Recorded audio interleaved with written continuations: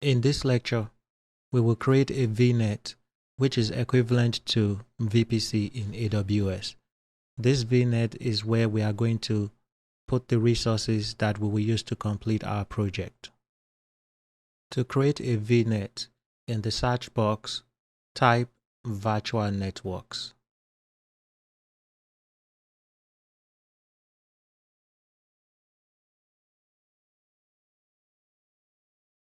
And select virtual networks under services. Click create virtual network.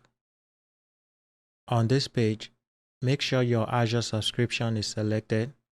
Next, we will create a resource group. A resource group is how you can logically group your resources together. For example, we will create this project in the dev account.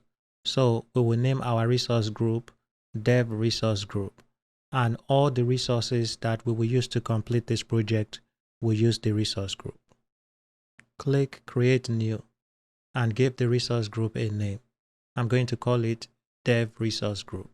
Then click OK. Under virtual network name, I'm going to call it dev VNet. For the region, I'm going to create it in East US. If you want to pick a different region, you can select your region here. Then I'm going to click Next. On this page, we will leave all the settings as default. Scroll down and click Next. On this page, this is where we add our CIDR block to the VNet. And our CIDR block is going to be 10.0.0.0/16. Then for the subnet, let's remove the default subnet. We will create our subnet in the next lecture. For the address space, it is going to be IPv4. Then click Next. On this page, we will add a tag name. So under name, I'm going to type name. And for the value, I'm going to call it dev VNet. Under resource, we will tag all these resources with the same value. Then click Next. On this page, review your settings and scroll down. Then click Create. And there you go. We are now creating the VNet.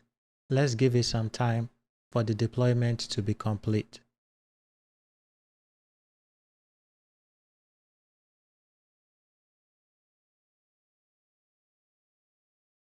Once the deployment is complete, click Go to Resource.